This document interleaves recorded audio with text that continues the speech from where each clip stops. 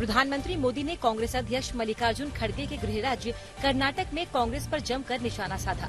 उन्होंने बेलगावी की सभा में कहा कि खड़गे सिर्फ नाम के कांग्रेस अध्यक्ष हैं। सबको पता है कि रिमोट कंट्रोल किसके हाथ में है। इससे पहले पीएम मोदी ने बेलगावी में रोड शो किया, साथ ही शिवमोगा में एयरपोर्ट का उद्घाटन किया। शिवमोगा के कार्यक्रम में पीएम मोदी ने कर्नाटक के पूर्व सीएम बीएस येदियुरप्पा को जन्मदिन की बधाई दी और सभा में पहुंचे लोगों से मोबाइल की फ्लैश लाइट ऑन कर येदियुरप्पा को शुभकामनाएं दिलवाई। पीएम मोदी ने बेलगावी में प्रधानमंत्री किसान सम्मान निधि की 13वीं किस्त भी जारी की। दिल्ली हाईकोर्ट ने अग्निपथ स्कीम को चुनौती देने वाली सभी याचिकाओं को खारिज कर दिया और कहा कि अग्निपथ योजना सेना की बेहतरी और राष्ट्रहित में लिया गया फैसला है, इसीलिए सरकार के फैसले में कोर्ट के दखल देने की कोई वजह नहीं दिखती।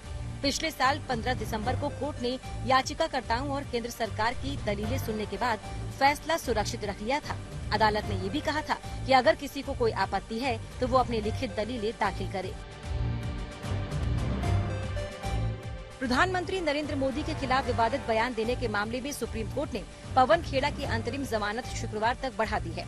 दरअसल असम और उत्तर प्रदेश सरकार ने अपना जवाब दाखिल करने के लिए कोर्ट से समय मांगा था, जिसके बाद कोर्ट ने 3 मार्च तक का समय दिया। 23 फरवरी को रायपुर में कांग्रेस के 85वें अधिवेशन में जाते वक्त असम पुलिस ने पवन खेड़ा को दिल्ली एयरपोर्ट पर फ्लाइट से उतारकर गिरफ्तार किया था। गिरफ्तारी के विरोध में कांग्रेस पार्टी सुप्रीम कोर्ट पहुंची थी, जहां पर कोर्ट ने उन्हें 28 फरवरी के लिए अंतरिम जमानत दी थी। बिहार विधानसभा के बजट सत्र के पहले दिन कानून व्यवस्था को लेकर बीजेपी ने नीतीश सरकार के खिलाफ विरोध प्रदर्शन किया।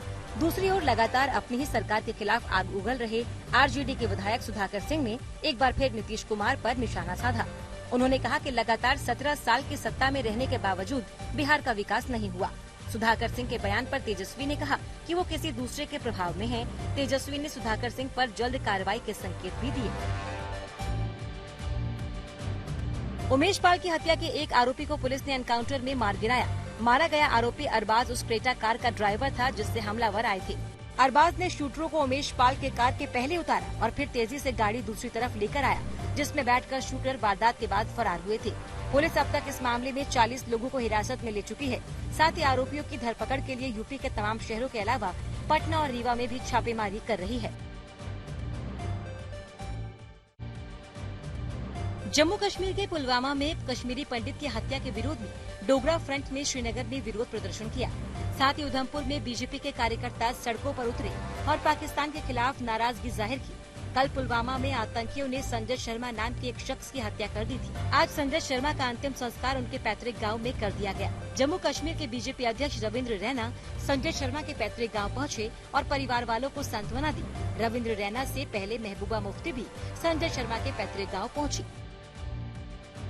दिल्ली के उप मुख्यमंत्री मनीष सिसोदिया शराब घोटाले में कैसे फंसे और कैसे आज के इस डिजिटल युग में और इलेक्ट्रॉनिक सर्विलांस वाले जमाने में उनके लिए झूठ बोलना बहुत मुश्किल हो गया था।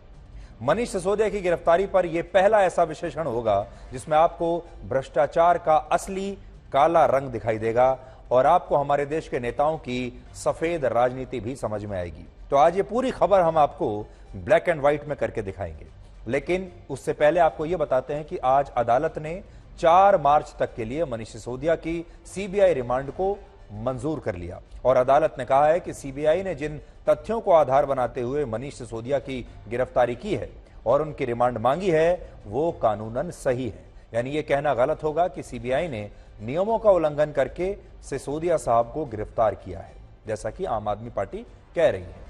सीबीआई ने आज अदालत में मनीष सिसोदिया को पेश करने के बाद 2 बातें कही हैं।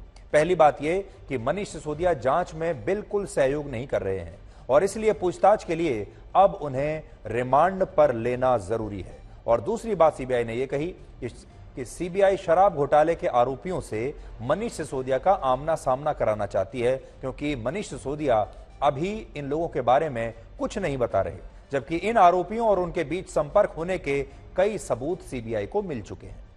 अब बड़ी बात यह है कि आम आदमी पार्टी और दिल्ली के मुख्यमंत्री अरविंद केजरीवाल यही कह रहे हैं कि सीबीआई ने नियमों की धज्जियां उड़ाकर मनीष सिसोदिया को गिरफ्तार किया है, जबकि यह बात तो खुद मनीष सिसोदिया ने भी आज कोर्ट में नहीं कही है। सिसोदिया की तरफ से कोर्ट में आज यही कहा गया कि एक मौजूदा मंत्री को गिरफ्तार करने से गलत संदेश जाता है, इसलिए उनकी रिमांड मंजूर नहीं होनी चाहिए और कोर्ट ने मनीष सिसोदिया के वकील की इस दलील को आज सही नहीं माना, इसलिए उन्हें रिमांड में भेज दिया। इस सब के बीच आज दिल्ली समेत अलग अलग राज्यों में आम आदमी पार्टी के नेताओं और कार्यकर्ताओं ने जबरदस्त विरोध प्रदर्शन किया और आज के दिन को ब्लैक डे के तौर पर मनाया गया। ये तस्वीरें आप पहले देख लीजिए। आम आदमी पार्टी के जो कार्यकर्ता हैं आज दिन भर सड़कों पर निकले रहे, क्योंकि ये एक बहुत बड़ा मौका है आम आदमी पार्टी के लिए, उनके कार्यकर्ताओं के लिए जनता तक पहुंचने का, जनता को इस बात पर यकीन दिलाने का कि आम आदमी पार्टी के नेताओं के साथ सही नहीं हो रहा, उन्हें निशाना बनाया जा रहा है, उन्हें शिकार बनाया जा रहा है, एजेंसियों का दुरुपयोग हो रहा है और ये लोग ईमानदारी से काम करने के लिए आए थे। ईमानदार नेताओं को किस तरह सताया जा रहा है, ये कहानी कहने का आज के दिन से अच्छा मौका और कोई हो नहीं सकता। इसलिए सीबीआई की इस गिरफ्तारी के बाद आज आम आदमी पार्टी के कार्यकर्ताओं और नेताओं ने पूरा जोर लगा दिया और आज आप ये भी देख पाएंगे कि आजकल हमारे देश में नेताओं की गिरफ्तारी को लेकर एक खास टेम्पलेट बन चुका है, एक खास फॉर्मूला बन चुका है। नेता अब गिरफ्तार भी बड़े स्टाइल से होते हैं और वो स्टाइल ये है कि गिरफ्तारी से पहले ये नेता राजघाट जाकर महात्मा गांधी को नमन करते हैं। देखिए, गिरफ्तारी से पहले सिसोदिया साहब गए राजघाट, वहां उन्होंने राजघाट पर नमन किया महात्मा गांधी को। अब महात्मा गांधी भी आज क्या सोचते होंगे? महात्मा गांधी अपने जीवन भर शराब का विरोध करते रहे। महात्मा गांधी जीवन भर ये कहते रहे कि वो शराब बंदी चाहते हैं। उन्हीं महात्मा गांधी के राजघाट पर जाकर, समाधि पर जाकर सिसोदिया साहब जो हैं उनसे आशीर्वाद ले रहे हैं, वो भी ऐसे समय में जब वो खुद शराब घोटाले में गिरफ्तार होने वाले हैं। इसके बाद मनीष सिसोदिया ने अपनी मां से उनका आशीर्वाद लेते हुए उनके साथ फोटो खिंचवाई, जैसा कि आजकल हर नेता करते हैं। आपको याद होगा संजय राउत जब गिरफ्तार हुए थे तब उन्होंने भी ऐसे ही अपनी मां के साथ जाकर फोटो खिंचवाई थी।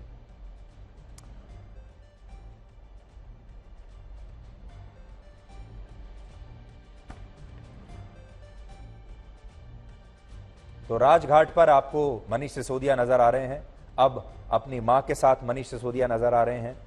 ये फोटो इसलिए खिंचवाई जाती हैं ताकि जनता की जो सिंपैथी है वो नेताओं के साथ रहे। आपको याद होगा जब शिवसेना के नेता संजय राउत गिरफ्तार हुए थे, उन्होंने भी ऐसे ही किया था।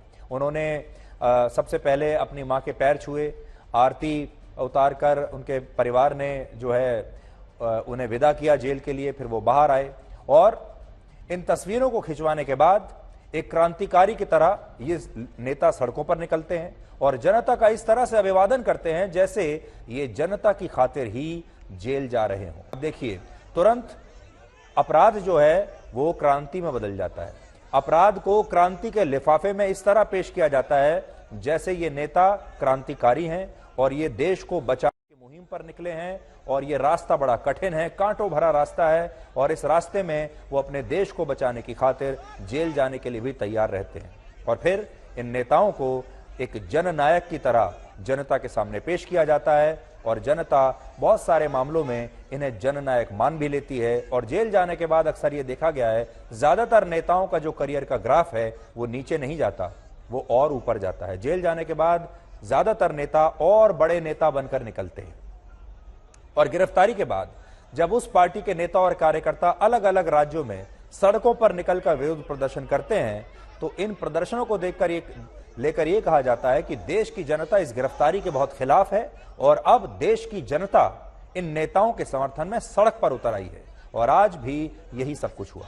आज आम आदमी पार्टी के कार्यकर्ता सड़कों पर उतर आए। दिल्ली के मुख्यमंत्री अरविंद केजरीवाल ने कहा कि देश इस गिरफ्तारी को बर्दाश्त नहीं करेगा।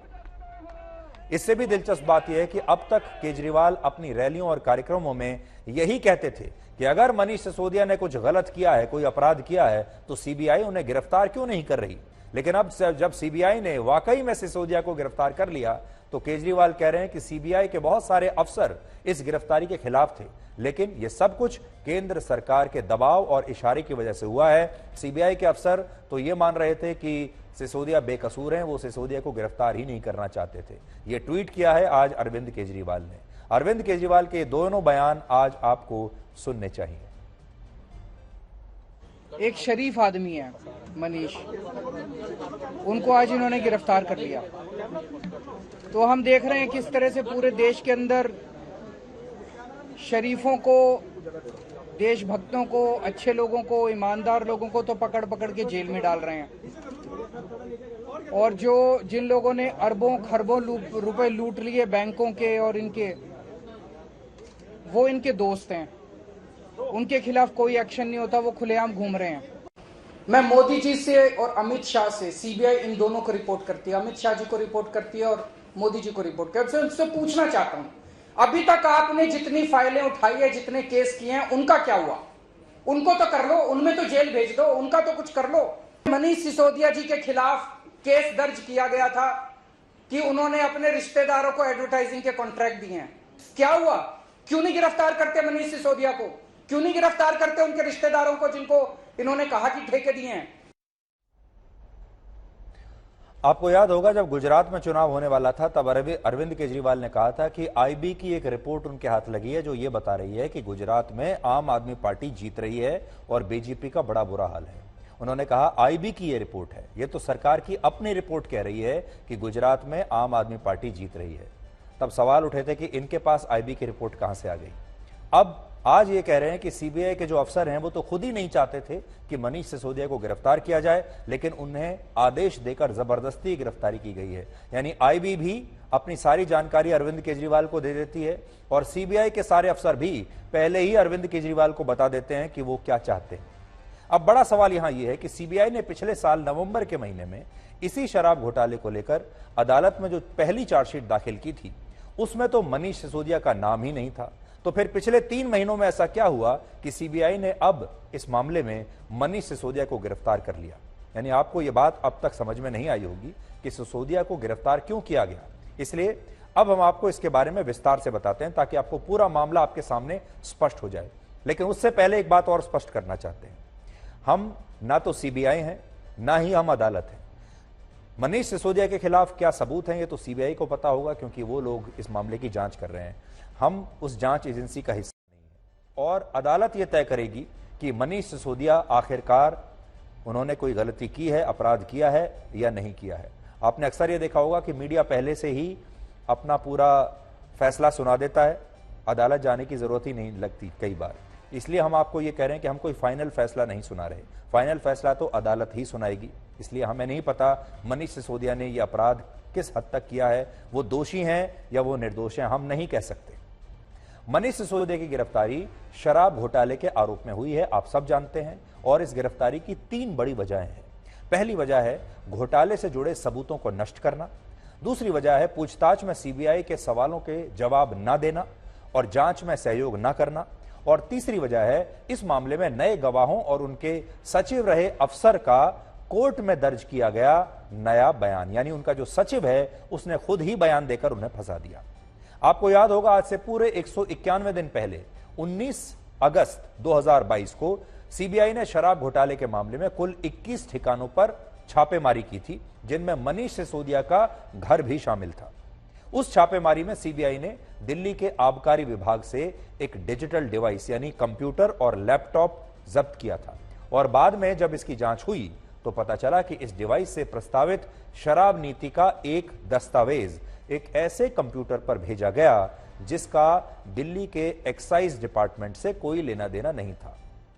और जब सीबीआई ने इसके बारे में सरकारी अफसरों से पूछताछ की तो पता चला कि यह कंप्यूटर मनीष सिसोदिया के दफ्तर का हो सकता है। और इसी के बाद पिछले महीने 14 जनवरी को सीबीआई ने मनीष सिसोदिया के दफ्तर पर कार्रवाई की और वहां मौजूद इस कंप्यूटर को जब्त कर लिया।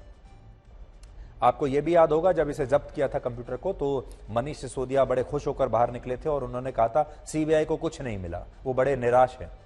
हैरानी की बात यह है कि जब सीबीआई द्वारा इस कंप्यूटर की क्लोनिंग की गई तो इसमें से सारा डेटा पहले ही डिलीट किया जा चुका था, लेकिन इसके बावजूद सीबीआई की टीम ने कोशिश की और किसी तरह इस पूरे डेटा को रिट्रीव कर लिया। यानी जो डेटा और फाइल्स डिलीट की गई थीं वो सीबीआई को दोबारा से मिल गई और इससे एक बड़ा खुलासा हुआ। यह खुलासा कि ये फाइल्स और डॉक्यूमेंट्स जिस कंप्यूटर में मौजूद थे उन्हें व्हाट्सएप पर रिसीव किया गया था, जिससे सीबीआई को यह शक हुआ कि हो सकता है कि शराब नीति को लेकर बनाई गई ड्राफ्ट रिपोर्ट पहले से ही शराब के कारोबारियों को फायदा पहुंचाने के लिए उन्हें उनके व्हाट्सएप पर भेज दी गई हो। और इसके लिए पहले इस ड्राफ्ट रिपोर्ट को आबकारी विभाग के एक कंप्यूटर से मनीष सिसोदिया के दफ्तर के एक कंप्यूटर पर भेजा गया और बाद में व्हाट्सएप के जरिए इसे शराब के अलग अलग कारोबारियों के पास भेज दिया गया कि भाई ये नई नीति बन रही है, इसके हिसाब से आप अपनी तैयारी कीजिए।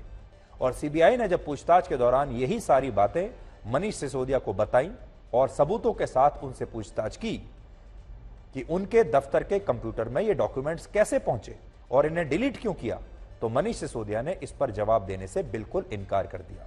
और हमें यह भी पता चला कि सीबीआई ने 8 घंटे की पूछताछ में उनसे लगातार ये सवाल पूछे, लेकिन सिसोदिया अपनी जिद पर अड़े रहे और उन्होंने कुछ नहीं बताया, जिसकी वजह से सीबीआई ने उन्हें गिरफ्तार कर लिया।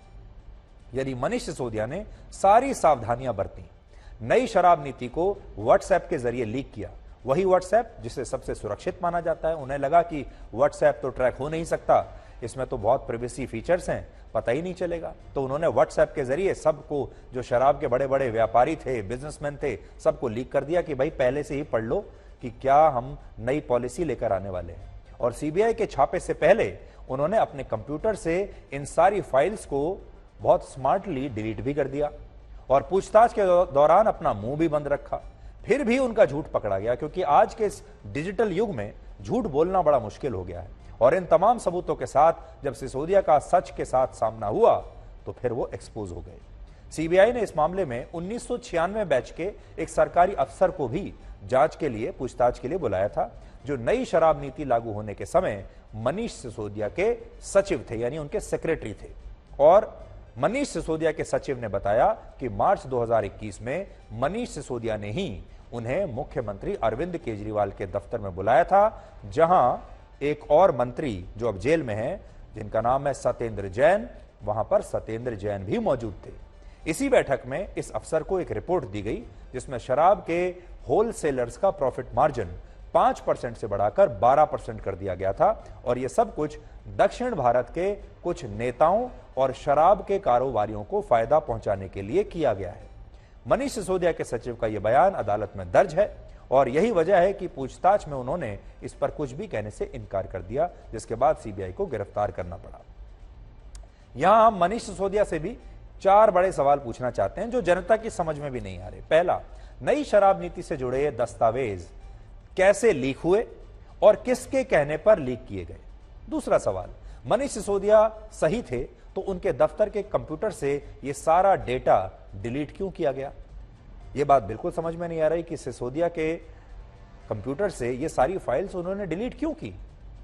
तीसरा सवाल, क्या मनीष सिसोदिया के ही कहने पर शराब नीति की ड्राफ्ट रिपोर्ट व्हाट्सएप पर शराब कारोबारियों को भेजी गई थी। और चौथा सवाल, क्या अरविंद केजरीवाल को इस पूरे घोटाले के बारे में जानकारी थी, क्योंकि जो सचिव हैं सिसोदिया के, वो तो ये कह रहे हैं कि जो मीटिंग हुई जहां उन्हें बुलाया गया वहां पर अरविंद केजरीवाल भी थे, सिसोदिया भी थे और सत्येंद्र जैन भी थे। आपने तरह तरह के घोटालों के बारे में सुना होगा, अनाज घोटाला, चारा घोटाला, 2G घोटाला, कोयला घोटाला, लेकिन दिल्ली जैसा शराब घोटाला शायद आपने आज तक नहीं सुना होगा। इसलिए इस घोटाले के बारे में थोड़ा सा आपको जरूर जानना चाहिए। देखिए, जैसे जैसे समय होता है नेता और स्मार्ट होते चले जाते हैं, फिर वो और नए तरह के घोटाले करते हैं। इस घोटाले की एक ही जड़ है और उस जड़ का नाम है न्यू एक्साइज पॉलिसी 2021-22। ये पॉलिसी मनीष सिसोदिया लेकर आए थे, जो दिल्ली में 17 नवंबर 2021 को लागू हो गई। नई शराब नीति आप कह सकते हैं। इस नई शराब नीति के तहत पहला घोटाला यह हुआ कि सरकार ने शराब की बिक्री का सारा काम अब प्राइवेट हाथों को सौंप दिया, यानी सारे प्राइवेट प्लेयर्स को सौंप दिया। और इनमें भी उन्हीं लोगों को शराब बेचने का लाइसेंस मिला जिनकी एक्साइज डिपार्टमेंट या मनीष सिसोदिया के साथ जान पहचान थी और जिनके साथ पहले से ही तय हो गया था कि किसको कितना पैसा मिलेगा, सब कुछ तय था। दिल्ली में इस पॉलिसी से पहले कुल 864 शराब की दुकानें थी, जिनमें सरकारी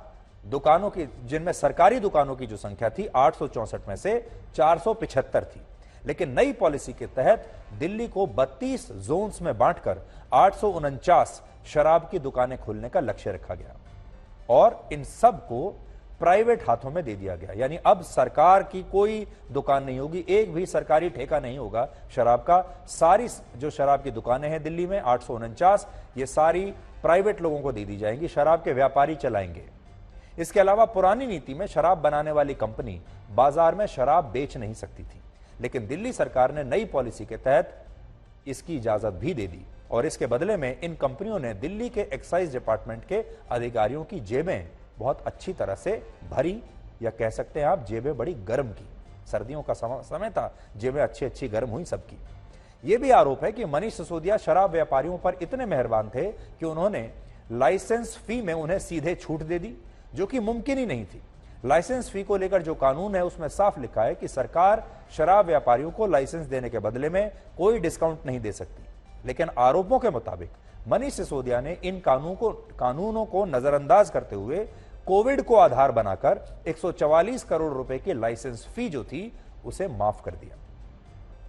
सिसोदिया पर यह भी आरोप है कि वो एक शराब व्यापारी पर इतने मेहरबान हुए कि उन्होंने उसके 30 करोड़ रुपए जब्त होने से बचा लिए। इस शराब व्यापारी को दिल्ली के आईजीआई एयरपोर्ट पर शराब की दुकान खोलने का लाइसेंस मिला था और इसके लिए उसने 30 करोड़ रुपए की रकम एक्साइज डिपार्टमेंट में जमा कराई थी।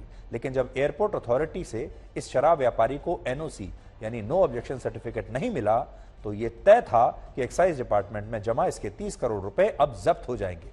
लेकिन आरोपों के मुताबिक मनीष सिसोदिया की कृपा से इस व्यापारी को उसके 30 करोड़ रुपए बड़ी आसानी से वापस मिल गए। इसके अलावा सिसोदिया साहब के कहने पर पहली बार ऐसा हुआ जब विदेशों से आने वाली बियर के हर केस पर 50 रुपए की छूट देने का फैसला हुआ और जिन कारोबारियों ने लाइसेंस फी जमा नहीं की या देर से जमा की, उन पर भी कोई एक्शन नहीं लिया गया, जबकि पहले ऐसा नहीं होता था। पहले अगर लाइसेंस फी जमा करने में जरा सी भी देरी होती थी तो सरकार उस शराब कारोबारी पर भारी जुर्माना लगाती थी। कुल मिलाकर कहें तो जो आरोप लग रहे हैं उससे लगता है कि दिल्ली में एक ऐसा शराब घोटाला हुआ जिसकी किसी ने शायद कल्पना भी नहीं की थी। बहुत स्मार्टली इसे जो है ड्राफ्ट किया गया और बहुत दिमाग लगाकर ये पूरा जो घोटाला है वो हुआ है। मशहूर कवि और लेखक हरिवंश राय बच्चन की एक बड़ी लोकप्रिय कविता है जिसका नाम है मधुशाला, और इसमें वो एक जगह लिखते हैं, मेल कराती मधुशाला। लेकिन ये पंक्ति अगर आज के घटनाक्रम के हिसाब से लिखी जाए तो ये लाइन होगी, जेल कराती मधुशाला। बच्चन साहब तो लिखकर गए थे कि मधुशाला मेल कराती है, चाहे किसी भी धर्म के लोग हों, कैसे भी हों, कैसे भी दुश्मन हों, सब लोग एक साथ मधुशाला में बैठकर शराब पीते हैं। इसलिए आप कह सकते हैं मंदिर मस्जिद मेल नहीं कराते, मधुशाला मेल कराती है। लेकिन कुछ ही समय के बाद अगर आज की स्थिति में ये उन्होंने कविता लिखी होती तो शायद लिखना पड़ता जेल कराती मधुशाला, क्योंकि इस मधुशाला की वजह से ही सिसोदिया साहब को आज जेल हो गई। आम आदमी पार्टी लगातार कह रही है कि जिस नेता ने दिल्ली में स्कूल बनवाए, जो महात्मा गांधी के सपनों को पूरा करना चाहता है, उस नेता की गिरफ्तारी से ज्यादा दुर्भाग्यपूर्ण बात और नहीं हो सकती।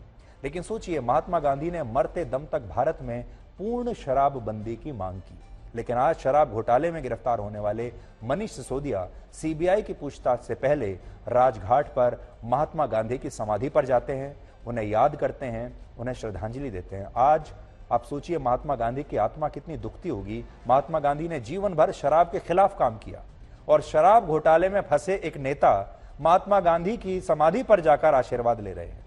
आज हमने महात्मा गांधी का वर्ष 1931 का एक बड़ा दुर्लभ इंटरव्यू का एक अंश आपके लिए निकाला है, जिसमें महात्मा गांधी शराब को भारत का शत्रु बता रहे हैं। और मुझे शक है कि अरविंद केजरीवाल ने महात्मा गांधी का ये इंटरव्यू देखा होगा या सुना होगा, या मनीष सिसोदिया ने सुना होगा या देखा होगा। लेकिन आज जो लोग अपने पीछे महात्मा गांधी की फोटो लगाकर बैठते हैं, महात्मा गांधी के बताए हुए रास्ते पर चलने का दावा करते हैं, राजघाट पर जाकर महात्मा गांधी को श्रद्धांजलि देते हैं, उन्हें यह देखना चाहिए कि महात्मा गांधी तो हमेशा शराब का विरोध ही करते थे। तो महात्मा गांधी कहते थे कि वो पूरे भारत में शराब बंदी लागू करना चाहते हैं। वो चाहते हैं कि पूरे भारत में शराब निषेध होनी चाहिए। और दिल्ली में शराब घोटाला करने के बाद, दिल्ली की सड़कों पर शराब की नदियां बहाने के बाद, दिल्ली में 850 शराब की नई दुकानें खोलने के बाद मनीष सिसोदिया गिरफ्तार होने से पहले उन्हीं महात्मा गांधी की समाधि पर जाते हैं, उन्हीं का आशीर्वाद लेने के लिए। दिल्ली सरकार के अलावा मनीष सिसोदिया को आम आदमी पार्टी में भी नंबर 2 माना जाता है। अरविंद केजरीवाल के बाद वो सबसे बड़े नेता हैं और केजरीवाल उन पर सबसे ज्यादा भरोसा करते हैं। इसका अंदाजा आप इस बात से लगाइए कि इस समय दिल्ली सरकार में सबसे ज्यादा 18 मंत्रालय और विभाग सिसोदिया के पास हैं। इसके अलावा ऐसे विभाग जिनकी जिम्मेदारी अभी किसी मंत्री के पास नहीं है, वो विभाग भी अरविंद केजरीवाल ने मनीष सिसोदिया को ही दिए हैं और एक्साइज डिपार्टमेंट भी मनीष सिसोदिया की उन्हीं विभागों में से एक है। ये सारे जो विभाग हैं आपके सामने, ये सारे विभाग, सारे मंत्रालय मनीष सिसोदिया देखते हैं। यानी आप मनीष सिसोदिया को मंत्रालय मैन भी कह सकते हैं क्योंकि सबसे ज्यादा मंत्रालय उन्हीं के पास है। लेकिन इस मामले के बाद उन्हें लेकर कई गंभीर सवाल पैदा हुए हैं क्योंकि ये पहली बार नहीं है जब मनीष सिसोदिया पर भ्रष्टाचार के किसी मामले में कोई कार्रवाई हुई है। सिसोदिया पर कोविड के समय बनाए गए 7 अस्थायी अस्पतालों के निर्माण में भी भ्रष्टाचार का आरोप लगा था और इस केस में एंटी करप्शन ब्यूरो को जांच के आदेश दिए जा चुके हैं। इसके अलावा सरकारी स्कूलों के पुनर्निर्माण और नए स्कूलों को बनाने में के मामले में भी उन पर 2000 करोड़ रुपए के भ्रष्टाचार का आरोप है और अब शराब घोटाले में मनीष सिसोदिया सीबीआई की रिमांड में है। यहां पर एक और इंपॉर्टेंट बात यह है कि अरविंद केजरीवाल की सरकार के एक और मंत्री जिनका नाम है सत्येंद्र जैन, वो भी भ्रष्टाचार के एक मामले में पहले से ही जेल में है और अब सिसोदिया भी शायद उसी जेल में जाएंगे, जिससे कहीं ना कहीं अरविंद केजरीवाल की ईमानदार सरकार वाली छवि खतरे में आ गई है। उस छवि को बहुत नुकसान पहुंचा है क्योंकि ये अकेली ऐसी सरकार होगी शायद पूरे भारत में जिसके 2 बड़े मंत्री इस समय भ्रष्टाचार के आरोप में जेल में हैं। केजरीवाल साफ सुथरी छवि और भ्रष्टाचार मुक्त राजनीति का वादा करके राजनीति में आए थे, लेकिन आज उनके मंत्रियों से लेकर उनके विधायकों पर भ्रष्टाचार के एक नहीं न जाने कितने मामले चल रहे हैं। और हैरानी की बात यह है कि सत्येंद्र जैन तिहाड़ जेल में होते हुए भी आज भी मंत्री पद पर बने हुए हैं और मनीष सिसोदिया भी अगर जेल जाते हैं तो भी वो ऐसा लगता है कि मंत्री बने रहेंगे, वो डिप्टी चीफ मिनिस्टर बने रहेंगे और जेल से ही अपना काम इसी तरह से करते रहेंगे। एक और खास बात यह है कि मनीष सिसोदिया वैसे तो शराब घोटाले में शामिल है, लेकिन वो अपनी जो छवि बनाकर रखते हैं वो सिर्फ शिक्षा मंत्री के तौर पर बना के रखते हैं। हर जगह जहां वो जाते हैं वो कहते हैं कि मुझे सिर्फ शिक्षा मंत्री के तौर पर बुलाया जाए और मुझे सिर्फ शिक्षा मंत्री के तौर पर मेरी छवि चमकाई जाए और मैं बताना चाहता हूं कि मैंने शिक्षा के मामले में क्रांतिकारी काम किया है। लेकिन शिक्षा के साथ साथ शराब के मामले में भी उन्होंने क्रांतिकारी काम किया है। शिक्षा मंत्री तो हैं ही, शराब मंत्री भी हैं, लेकिन ये बात वो सार्वजनिक रूप से कहीं बताते नहीं। इस पूरे मुद्दे पर आज बहुत सारी राजनीतिक प्रतिक्रियाएं आई हैं, वो भी आज हम आपको सुनवाते हैं। देखिए, अब इसमें 2 कहानियां आपको सुनने को मिलेंगी। एक कहानी ये सुनने को मिलेगी कि आम आदमी पार्टी भ्रष्ट है, केजरीवाल, मनीष सिसोदिया, ये सब लोग भ्रष्ट हैं और ये जनता को धोखा दे रहे हैं। एक कहानी आपको ये मिलेगी। दूसरी कहानी आपको सुनने को ये मिलेगी कि ये सबसे ईमानदार नेता हैं और बीजेपी इनके साथ नाइंसाफी कर रही है, बीजेपी इन्हें परेशान कर रही है और ईमानदार नेताओं को कैसे जेल में भरा जा रहा है, ये देखिए, इससे लोकतंत्र खतरे में आएगा। अब ये 2 कहानी पैरेलल रूट पर आपके सामने चल रही हैं। अब आपके ऊपर है कि आप इसमें से किस कहानी पर विश्वास करते हैं।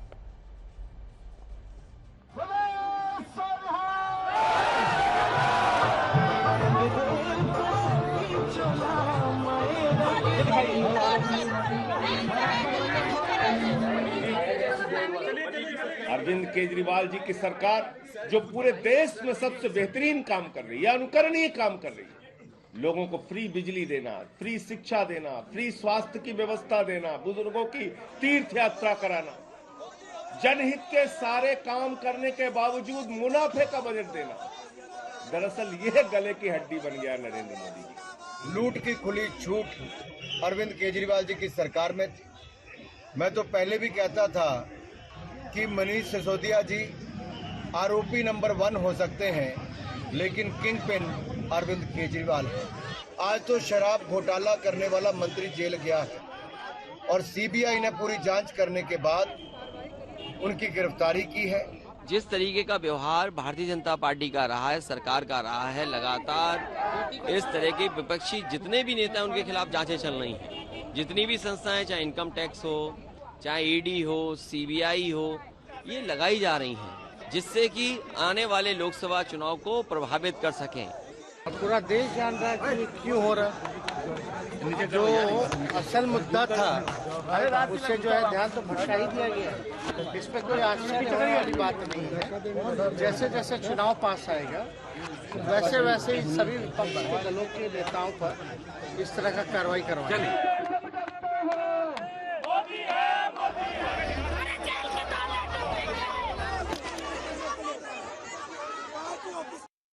इस सवाल पर आते हैं कि मनीष सिसोदिया के खिलाफ हुई इस कार्रवाई के बाद अब भारत की राजनीति में क्या होगा। असल में हमारे देश में दो तरह की अदालतें हैं, एक कानून की अदालत है और दूसरी है जनता की अदालत। और अक्सर इस तरह के मामलों में नेता अगर कानून की अदालत में दोषी साबित हो भी जाते हैं तो भी जनता की अदालत में वो सहानुभूति हासिल करके पूरे माहौल को अपने पक्ष में कर लेते हैं और जनता की अदालत में जननायक बन जाते हैं। इसीलिए शुरुआत में हमने आपसे कहा कि हमारे देश में जो जनता है वो जेल किसी नेता के अपराध में जेल जाने को बुरा नहीं मानती। हमारे यहाँ अगर कोई नेता जेल चला भी जाता है तो वो इस तरह से पूरी कहानी को घुमाता है कि जनता की जो सहानुभूति है उसके साथ चला जाए। और अक्सर ये देखा जाता है कि हमारे देश में जो भी जेल में गया है अभी तक वो और बड़ा नेता बनकर ही जेल से बाहर निकला है और हमारे देश की जनता इन बातों का बुरा भी नहीं मानती। इसलिए ये भी देखा गया है कि जो लोग जिनके अपराध साबित हो गए हैं कानून की अदालत में, वो लोग भी उनकी लोकप्रियता में कोई कमी नहीं आती। इसलिए हमारे देश के जो लोग हैं वो इन चीजों का बुरा नहीं मानते। शायद उदाहरण के लिए सोनिया गांधी और राहुल गांधी दोनों ही नेशनल हेराल्ड केस में जमानत पर बाहर हैं, लेकिन वो खुद को देश की असली आवाज बताते हैं।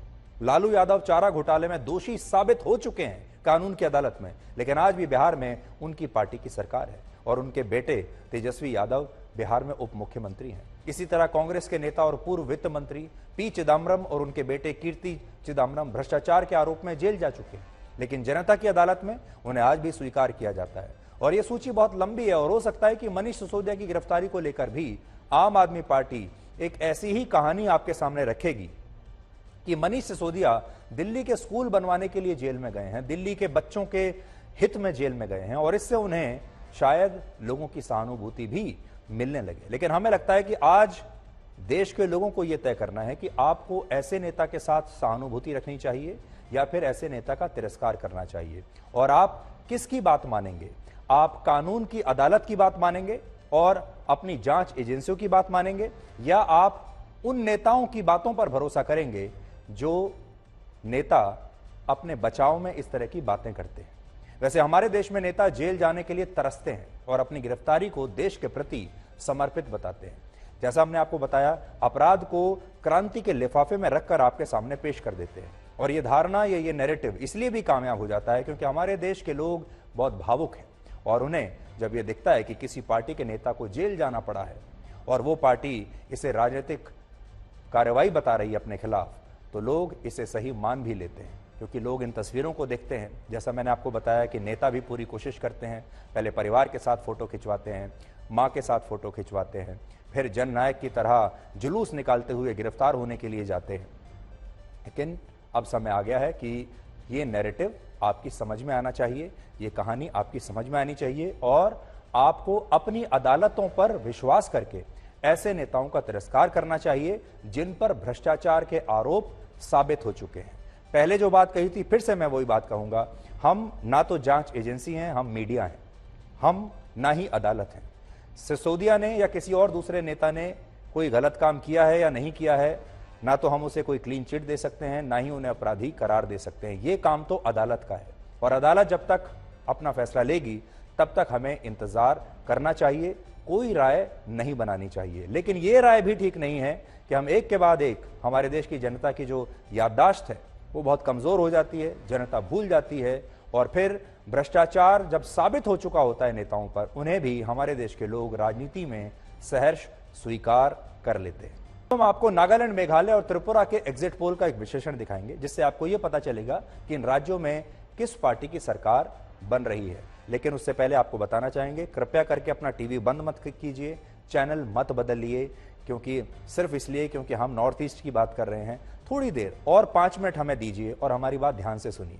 हमारे देश के ज्यादातर लोगों की उत्तर पूर्वी राज्यों में कोई दिलचस्पी नहीं है, आपकी भी नहीं होगी। मुझे पूरी उम्मीद है इस विश्लेषण को देखने के बाद आप में से बहुत सारे लोगों ने चैनल बदलने के लिए या टीवी बंद करने के लिए अपना रिमोट बस ऐसे उठा ही लिया होगा। लेकिन आज आपको बताना चाहते हैं कि उत्तर पूर्वी राज्य भारत के लिए बहुत महत्वपूर्ण है। हमारे देश में जब भी बॉर्डर स्टेट्स की बात होती है तो जम्मू कश्मीर, पंजाब, राजस्थान और गुजरात जैसे राज्यों की सबसे ज्यादा चर्चा होती है। इन राज्यों को संवेदनशील माना जाता है क्योंकि इन राज्यों की सीमाएं पाकिस्तान से लगती हैं। लेकिन आज की स्थिति में भारत का दुश्मन नंबर 1 पाकिस्तान नहीं, चीन है। और जिन राज्यों की सीमा चीन से लगती है उनमें सबसे प्रमुख हैं उत्तर पूर्व के यही राज्य। और आज आपको बड़ी स्क्रीन पर एक नक्शे के जरिए मैं कुछ बताना चाहता हूं, आप ध्यान से आप देखिएगा। इस समय आप देखिए बड़ी स्क्रीन अब आपके सामने रखते हैं क्योंकि यह बड़ी तस्वीर है आप ही के देश की। इस समय पूर्वोत्तर में 1346 किलोमीटर लंबी सीमा जो है वो हमारी चीन से लगती है। यह पूर्वोत्तर का निशान, हम आपको पूरा नक्शा आज दिखा रहे हैं। ये जो लाल रंग का नक्शा है ये पूरा चीन है और पूर्वोत्तर में भारत के 5 करोड़ 13 लाख लोग रहते हैं, जिससे आप ये समझ सकते हैं कि पूर्वोत्तर भारत के लिए कितना संवेदनशील और कितना महत्वपूर्ण है। समझने वाली बात यह है कि चीन तो एलएसी के उस तरफ अपने इलाकों में जबरदस्त कंस्ट्रक्शन कर रहा है, विकास कर रहा है, रेल लाइंस बिछा रहा है, इंफ्रास्ट्रक्चर, सड़कें, पुल और हवाई पट्टियां बना रहा है। लेकिन इस तरफ भारत के पूर्वोत्तर राज्यों में सीमा के पास यह कंस्ट्रक्शन दशकों तक नहीं हुआ, विकास दशकों तक नहीं हुआ और अब हम चीन से इस मामले में पीछे हटने लगे हैं।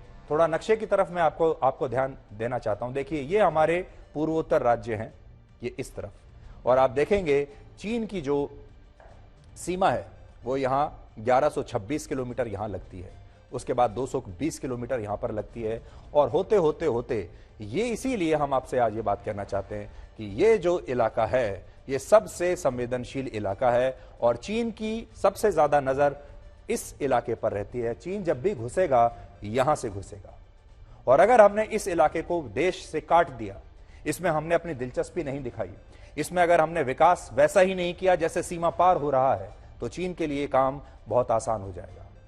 इसलिए हमें लगता है कि उत्तर पूर्व के राज्यों का चुनाव आज बहुत महत्वपूर्ण है। इसलिए आपको नागालैंड, मेघालय और त्रिपुरा के एग्जिट पोल्स के बारे में जरूर आज पता होना चाहिए। आप अक्साई चीन देखिए इस नक्शे पर। आज चीन इस स्थिति में है कि वो अक्साई चीन जैसे इलाके में भी अब रेल लाइन बिछा रहा है और जो लाल रंग से आप इलाका देख रहे हैं चीन के इस इलाके में, इसमें चीन ने जबरदस्त विकास किया है। चीन अक्साई चीन तक अपनी ट्रेन लेकर जाना चाहता है और आज भी हम दिल्ली और मुंबई के बीच एक हाईवे नहीं बना पाए हैं। हम आज भी दिल्ली और मुंबई को जोड़ने के बारे में सोच रहे हैं और चीन देखिए अक्साई चीन तक चला गया है। इसलिए हमारे ये जो राज्य हैं, देखिए सीमा पार पर जो चीन का निर्माण है, एक 2019 की तस्वीर आपको दिखा रहा हूं और एक 2021 की तस्वीर दिखा रहा हूं। ये उत्तर पूर्वी राज्यों के उस पार, सीमा के उस पार क्या हो रहा है आज आप देख सकते हैं। अब हमारी कोशिश ये होनी चाहिए कि हम भी चीन जैसा विकास, चीन जैसा कंस्ट्रक्शन, इंफ्रास्ट्रक्चर अपने इन उत्तर पूर्वी राज्यों में लाएं और उसके लिए यहां पर पॉलिटिकल स्टेबिलिटी बहुत जरूरी है। ये बात बहुत जरूरी है कि वहां किसकी सरकार है और क्या वो सरकार भारत की सरकार के साथ अलाइंड हैं, क्या ये राज्य सरकारें, ये जो इन राज्यों की छोटी छोटी जो पार्टियां हैं, क्या भारत का जो एक बड़ा विजन है क्या ये उसके साथ अलाइंड हैं। आज जो एग्जिट पोल दिखा रहे हैं ये इंडिया टुडे ग्रुप ने एक्सिस माई इंडिया के साथ मिलकर किया है और इन तीनों ही राज्यों में 60-60 विधानसभा सीटें हैं और इनमें भी त्रिपुरा राज्य में 16 फरवरी को वोटिंग हुई थी। मेघालय और नागालैंड में आज वोटिंग हुई है। एग्जिट पोल के मुताबिक त्रिपुरा में इस बार बीजेपी के गठबंधन को 36 से 45 सीटें मिल सकती हैं, जिनमें बीजेपी को 36 से लेकर 44 सीट और उसकी सहयोगी पार्टी आईपीएफटी यानी indigenous peoples front of Tripura को 1 सीट मिल सकती है, जबकि लेफ्ट पार्टियों और कांग्रेस के गठबंधन को 6 से 11 सीटें ही मिलने का अनुमान है। अगर एग्जिट पोल के आंकड़े सही हैं तो त्रिपुरा में बीजेपी लगातार दूसरी बार अपनी राज्य सरकार बनाने में कामयाब हो जाएगी। 2018 में त्रिपुरा में 25 वर्षों के बाद लेफ्ट पार्टियों की सरकार सत्ता से बाहर हुई थी और बीजेपी ने पहली बार वहां सरकार बनाई थी त्रिपुरा में, और इस बार वहां फिर से बीजेपी की सरकार आएगी ऐसा लग रहा है। यह भी महत्वपूर्ण है क्योंकि त्रिपुरा में लोकसभा की 2 सीटें हैं और ये दोनों सीटें ही आज भी बीजेपी के पास है, लोकसभा भी। अब मेघालय देखिए, यहां पर 59 सीटों पर चुनाव हुए हैं। मेघालय में इस बार एनपीपी यानी नेशनल पीपल्स पार्टी को 18 से 24 सीट मिल सकती हैं। कांग्रेस को 6 से 12 सीटें मिल सकती हैं। इसके अलावा बीजेपी को 4 से 8 सीट, टीएमसी को 5 से 9 सीट और यूडीपी यानी यूनाइटेड डेमोक्रेटिक पार्टी को 8 से 12 सीटें मिलने का अनुमान है।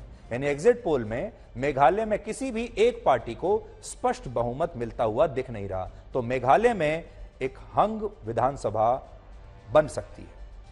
मेघालय में सभी पार्टियों ने अलग अलग चुनाव लड़ा था, लेकिन ऐसी संभावना है कि बीजेपी और एनपीपी के गठबंधन अगर हो जाता है तो ये मिलकर सरकार बनाते हैं। मेघालय में लोकसभा की 2 सीटें हैं, जिनमें से एक कांग्रेस के पास है और एक एनपीपी के पास है। तो अगर आप ये कैलकुलेशन देखेंगे तो एनपीपी 18 से 24 सीटें ले रही है और बीजेपी को अगर 4 से 8 सीटें मिल रही हैं, तो ये अगर मिल जाते हैं तो फिर इनको लगभग 30 सीटों के आसपास इनको मिल सकते हैं और ये सरकार बना सकते हैं। नागालैंड में बीजेपी गठबंधन को 38 से 48 सीटें मिलने का अनुमान है और बीजेपी इस बार नागालैंड में एनडीपीपी यानी नेशनलिस्ट डेमोक्रेटिक प्रोग्रेसिव पार्टी के साथ मिलकर चुनाव लड़ी है और बीजेपी को अकेले 10 से 14 सीट मिल सकती हैं। एनडीपीपी को अकेले ही अपने दम पर 28 से 34 सीटें मिल सकती हैं, जबकि कांग्रेस को 1 से 2 और एनपीएफ यानी नागा पीपल्स फ्रंट को 3 से 8 सीट मिल सकती है। अन्य पार्टियों को 5 से 15 सीटें मिलने का अनुमान है और इस तरह एग्जिट पोल में नागालैंड में भी बीजेपी गठबंधन की सरकार बनती हुई दिख रही है।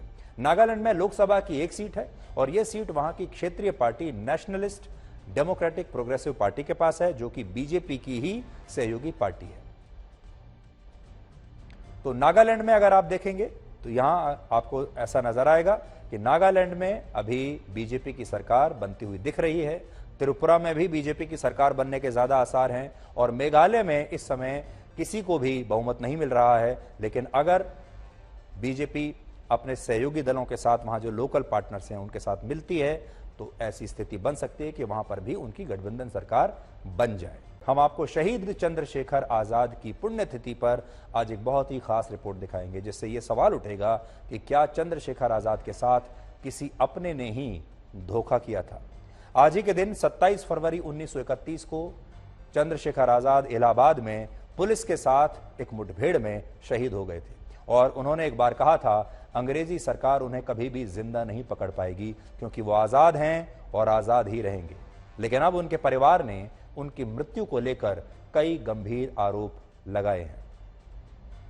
चंद्रशेखर आजाद के भतीजे सुजीत तिवारी आजाद और उनके प्रपौत्र अमित आजाद ने आज यह आरोप लगाया है कि उनकी शहादत के लिए पूर्व प्रधानमंत्री पंडित जवाहरलाल नेहरू ही जिम्मेदार थे, क्योंकि उन्हें ही यह बात पता थी कि उस समय चंद्रशेखर आजाद की लोकेशन क्या है और चंद्रशेखर आजाद इलाहाबाद में मौजूद हैं। और नेहरू ने ही बाद में यह जानकारी ब्रिटिश पुलिस को दे दी और इसके बाद एक मुठभेड़ में ब्रिटिश पुलिस ने चंद्रशेखर आजाद को सिर्फ 24 साल की उम्र में वहां पर मार गिराया और वो शहीद हो गए। ये वही पेड़ है जिस पेड़ के पीछे उन्होंने जो है पीछे से उस पेड़ के पीछे खड़े होकर जो ब्रिटेन की पुलिस थी उसके साथ काफी देर तक एनकाउंटर किया था और फिर यहीं उनकी मृत्यु हुई थी। जब वो आनंद भवन में उनसे गए कुछ धन लेने कि हमें शस्त्र लेने हैं अपने देश को आज़ाद कराने के लिए, तो उन्होंने उनको पहले कुछ अहिंसा के उपदेश सुनाए और उसके बाद उनके कहने पर उन्होंने धन दिया तो पर आज़ाद जी ने नकार दिया। उन्होंने कहा आप इसको रखें, मैं अल्फ्रेड पार्क अपने मित्र से आगे की चर्चा करके बना लूँगा प्लान। वो वहाँ चले गए। उसी एचआरए के सक्रिय सदस्य वीरभद्र तिवारी, उनकी भी मुखबरी थी पक्की। ये 2 मुखबरियों से चंद्रशेखर आजाद अपनों से हारे थे और उन्होंने कहा था ना, इंग्लैंड के लोहे ने ऐसी गोली नहीं बनाई जो मुझे इस शरीर को छेद सके। 8:30 बजे 27 फरवरी को आनंद भवन पहुंचते हैं आजाद। सुखदेव राज साइकिल चला रहे थे, ये पीछे बैठे थे। विवेकानंद की बुक और श्रद्धानंद की बुक इनकी झोले में थी, झोला टंगा था, एक पिस्टल लिखी उसमें, वो तो पिस्टल रखते ही थे, सभी को मालूम। आजाद साइकिल खड़ी करके उतरे ही थे, सुखदेव राज को फरार कराने में पहली गोली इनके जांग में लग गई। अब आपको ये बताते हैं कि चंद्रशेखर आजाद की शहादत से पहले क्या हुआ था, क्योंकि उस घटनाक्रम को आज पूरे देश को जानना बहुत आवश्यक है। असल में चंद्रशेखर आजाद ने अपनी मृत्यु से पहले आखिरी मुलाकात पंडित जवाहरलाल नेहरू से उनके इलाहाबाद स्थित घर पर की थी और इस मुलाकात के बाद ही ब्रिटिश पुलिस को इसकी सूचना मिली कि चंद्रशेखर आजाद इस समय इलाहाबाद में है। हालांकि इसका मतलब यह नहीं है कि पंडित नेहरू ने ही चंद्रशेखर आजाद की लोकेशन लीक की होगी। इसलिए हम आज ये किसी भी स्थिति में ये कहने की स्थिति में नहीं है कि ये काम पंडित नेहरू ने ही किया था, लेकिन उनके परिवार का ऐसा आरोप है। लेकिन यह भी एक तथ्य है कि अपनी शहादत से ठीक पहले चंद्रशेखर आजाद इलाहाबाद में पंडित नेहरू से मिलने के लिए गए थे और इसका जिक्र खुद पंडित नेहरू ने अपनी आत्मकथा में किया है। मैं आज आपको पढ़कर बताता हूं। देखिए, ये कुछ मैं पन्ने अपने साथ लेकर आया हूं। ये जवाहरलाल नेहरू की ऑटोबायोग्राफी है और इसमें वो क्या कहते हैं मैं आपको पढ़कर बताता हूं।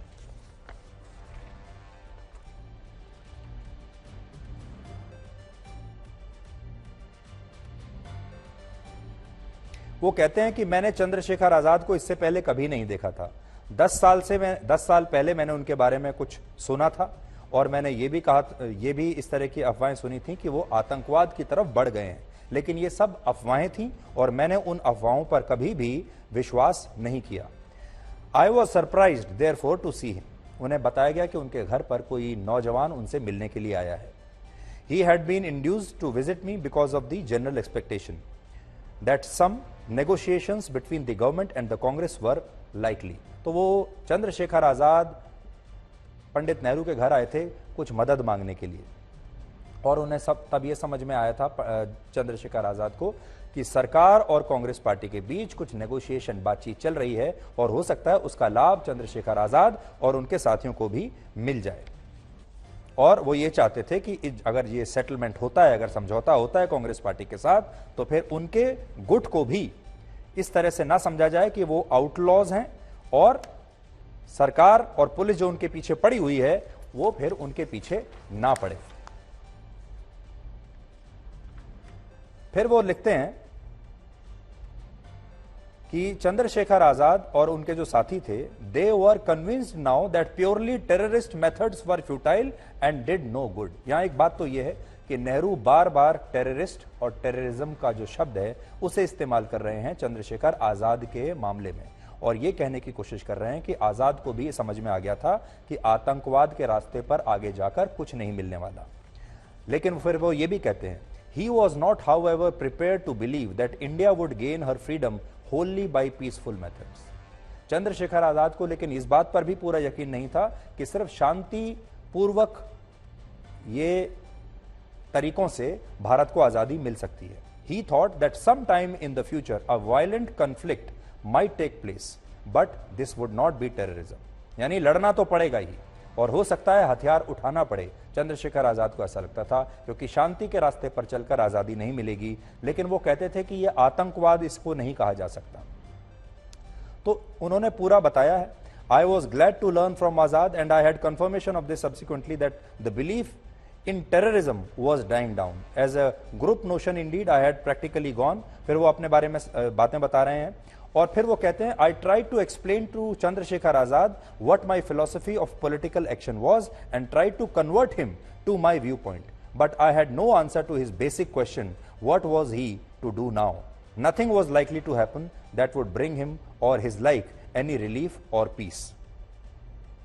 और ये कहते हैं कि मैंने उसको सिर्फ यही सजेस्ट किया, यही राय दी कि अब आप हिंसा का जो रास्ता है वो छोड़ दीजिए और धीरे धीरे फिर आप देखिएगा कि जो ब्रिटिश की सरकार है, ब्रिटेन सरकार जो है वो भी आपके प्रति नरमी दिखाने लगेगी। ये पंडित नेहरू ने उनको राय दी जब चंद्रशेखर आजाद पंडित नेहरू के घर पर उनको मिलने के लिए आए थे। चंद्रशेखर आजाद भगत सिंह के साथी क्रांतिकारी थे और उनके एक और सहयोगी थे जिनका नाम था यशपाल। यशपाल असल में ब्रिटिश सरकार के एक मुखबिर थे जिन्हें इंदिरा गांधी की सरकार ने बाद में पद्म विभूषण से सम्मानित भी किया था। और आज एक और चिट्ठी लेकर आया हूं मैं जिसमें लिखा है कि यशपाल अंग्रेजी सरकार के लिए काम करते थे और यशपाल ने ही अपनी आत्मकथा में यह बताया है कि शहादत के बाद चंद्रशेखर आजाद की जेब में जो 448 रुपए मिले थे, ये पैसा उन्हें पंडित नेहरू ने ही दिया था। तो यशपाल ने ऐसा लिखा है अपनी ऑटोबायोग्राफी में। तो यहां पर जो पूरा जो केस आता है वो यही आता है कि यशपाल हो सकता है उन्होंने कोई धोखा दिया हो। और आज मैं आपके लिए एक सेंट्रल इन्वेस्टिगेशन डिपार्टमेंट की चिट्ठी, क्लासिफाइड चिट्ठी लेकर आया हूं जो 1946-47 में लिखी गई है, जिसमें उन्होंने अपना जो इंटेलिजेंस के जो इनपुट्स हैं उनको वो हैंड ओवर कर रहे हैं। और वो कहते हैं we have 3 most important sources, अलग अलग पार्टियों में, मुस्लिम लीग में और AICC में उनके नाम लिखे हैं, जिसमें से एक का नाम है यशपाल, और यशपाल की पूरी हिस्ट्री लिखी है उसमें। और उन्होंने कहा है कि हमारे 2 और इन्फॉर्मर्स हैं, एक है सहारनपुर में और दूसरा है इलाहाबाद में। तो आज बड़ा सवाल यह है कि हमारे देश के लोगों को यह जानना चाहिए, इतिहास पढ़ना चाहिए कि जो शहीद चंद्रशेखर आज़ाद हैं उन्होंने किन स्थितियों में, किन परिस्थितियों में अपनी शहादत दी, और कौन वो आदमी था जिसने उन्हें धोखा दिया, कौन वो व्यक्ति था जिसने अंग्रेज पुलिस को उनके बारे में, उनकी लोकेशन के बारे में ये पूरी जानकारी लीक की थी। पानी की तरह बनने की कोशिश कीजिए, पानी की तरह बनने की कोशिश कीजिए जो अपना रास्ता खुद बनाता है, बाकी पत्थर तो लोगों का रास्ता रोकते ही है।